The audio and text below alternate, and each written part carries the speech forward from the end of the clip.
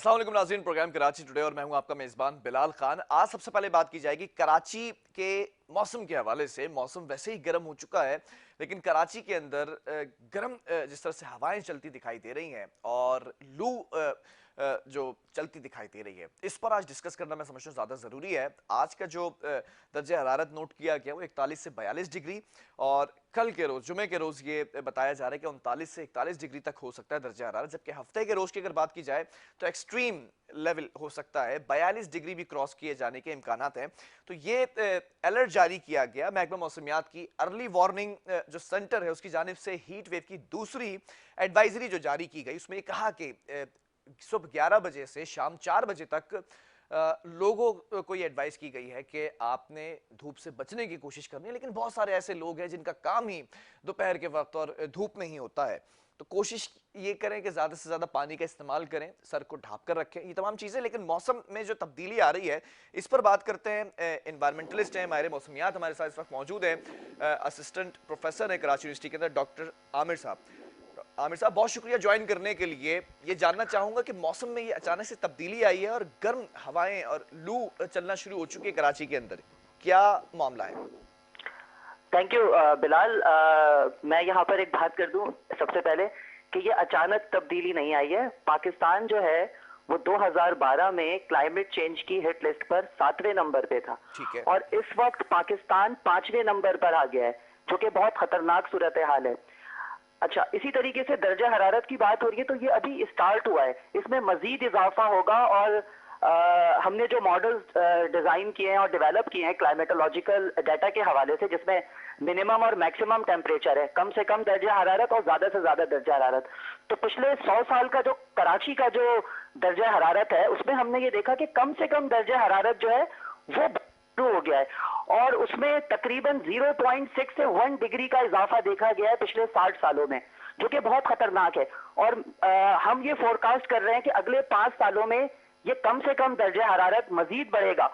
तो ये जो कम से कम दर्जा हरारत है और जो ज्यादा से ज्यादा दर्जा हरारत है, इसके दरमियान डिफरेंस जो है वो कम रह जाएगा। तो हम ये कह सकते हैं कि अगले 5 सालों में कराची 50 डिग्री सेंटीग्रेड तक जा सकता है, जो कि बहुत खतरनाक सूरत हाल है। इस वक्त जो कराची में हमें जो गर्मी का एहसास हो रहा है, उसमें एक जो कॉमन फैक्टर है वो समुद्र से आने वाली जो हवाएं हैं वो बंद हो गई हैं। लेकिन मैं आपको ये बात बता दूं, इस तरह के जो इवेंट्स आ रहे हैं ये 1 साल 2 साल 3 साल की वजह से नहीं है, ये 25-30 साल में जो एनवायरनमेंट में जो बिगाड़ पैदा हुआ है, जिसकी वजह से दर्जा हरारत में इजाफा हुआ है और अर्थ का हीट बजट जो है वो डिस्टर्ब हो चुका है, जिसकी वजह से ये सारी चीजें हमें नजर आ रही हैं और हम क्लाइमेट चेंज के जोन में आ चुके हैं, जो कि बहुत खतरनाक सूरत हाल है। और ये एक नेचुरल फिनोमेना है, लेकिन इसको हमने बढ़ा दिया, हमने ऐसी एक्टिविटीज को प्रमोट कर दिया पिछले 25 सालों में, जिसकी वजह से कराची का और खासतौर पर सिंध के जो हमारी साहिली पट्टी है, जिसमें शाह बंदर, केटी बंदर, सुजावल और ये सारी चीजें इलाके आते हैं, यहाँ पर दर्जा हरारत में इजाफा हो रहा है। और आप देखिएगा अगले 5 सालों में सिंध के बहुत सारे इलाकों में 55 डिग्री सेंटीग्रेड को भी ये क्रॉस करेगा। मजीद इसके अलावा एक और जो इंपॉर्टेंट बात है, हमें 2019 और 20 में बारिशें देखने को मिली हैं, उससे पहले बारिशें ना होने के बराबर थी, 10 से 15% बारिशों में कमी हुई थी।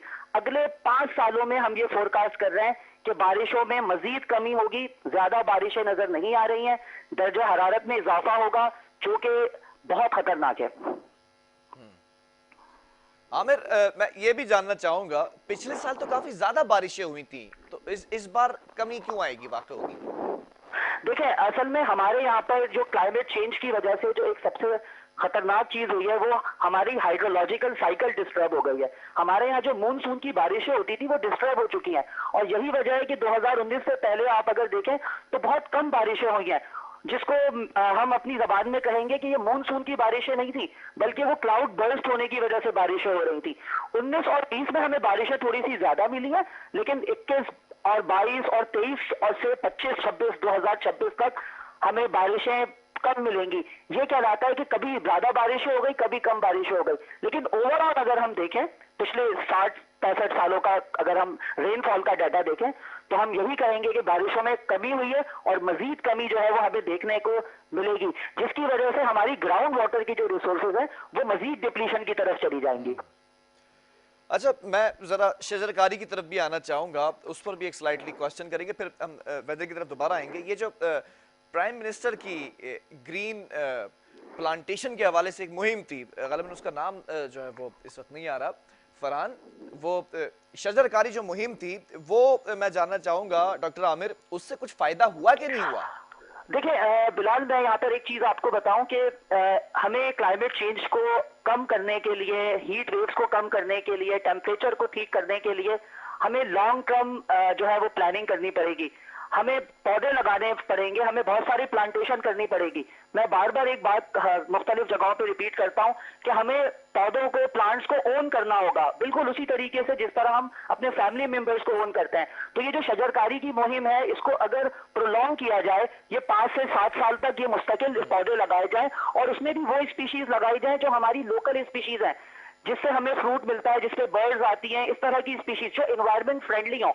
तो मैं समझता हूं कि किसी हद तक कमी हो सकती है, लेकिन ये एक फैक्टर है। सिर्फ पौधे लगाने से ये जो मौसमी तब्दीली है, ये जो दर्जा हरारत में इजाफा हो रहा है, ये कम नहीं हो सकता। हमें और भी बहुत सारी एक्टिविटीज है जिसको हमें ठीक करना होगा।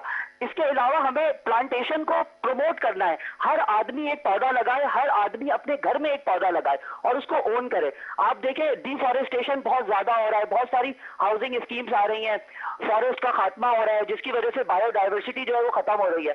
तो इन्हीं सारी चीजों की वजह से जो है हमें इस तरह के इवेंट्स नजर आ रहे हैं।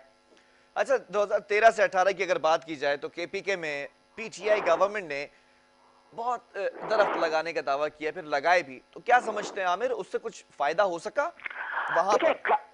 केपीके का जो एरिया है वो क्लाइमेट चेंज की हिट लिस्ट में इतना ज्यादा वुल्नरेबल नहीं है जितना हमारा सिंध का एरिया है, जिसमें कराची भी शामिल है, सिंध का कोस्टल एरिया है। तो मैं ये समझता हूँ कि जो शजरकारी की मुहिम है, इसको बहुत ज्यादा बड़े पैमाने पर सिंध में प्रमोट करने की जरूरत है। और मैं ये समझता हूँ कि पौधे लगाना जो है वो एक कंपलसरी, हर आदमी के लिए कंपलसरी कर देना चाहिए और उसके ऊपर ये जिम्मेदारी आयद करनी चाहिए कि वो इसको ओन करे। इसके अलावा और बहुत सारी जो एनवायरनमेंट को खराब करने वाली एक्टिविटीज है, जिससे अर्थ का बजट, हीट बजट डिस्टर्ब हो रहा है, उसको ठीक करने की जरूरत है। और अगर हम आज से शुरू करेंगे तो हमें 10 से 12 साल के बाद हमें इसके नतीजे मिलेंगे। तो हम इस चीज को सस्टेनेबिलिटी का नाम देते हैं। तो हमें अगर सस्टेनेबिलिटी चाहिए तो हमें अपनी नेक्स्ट जनरेशन के लिए अभी से प्लानिंग करनी पड़ेगी, अदरवाइज हम बहुत खतरनाक जोन में दाखिल हो चुके हैं। अच्छा, बड़े शहरों की अगर बात की जाए, मेट्रोपॉलिटन सिटीज हैं और जिस तरह से इकोनॉमिकली भी हम हब हैं, कराची की अगर मैं बात करूं तो मास्टर प्लान होता है, उसमें जंगलात भी रखे जाते हैं। तो कराची में कई जंगलात हैं या ऐसी जगह है कि वहां पर अगर प्लांटेशन की जाए तो बड़े पैमाने पे की जा सकती है?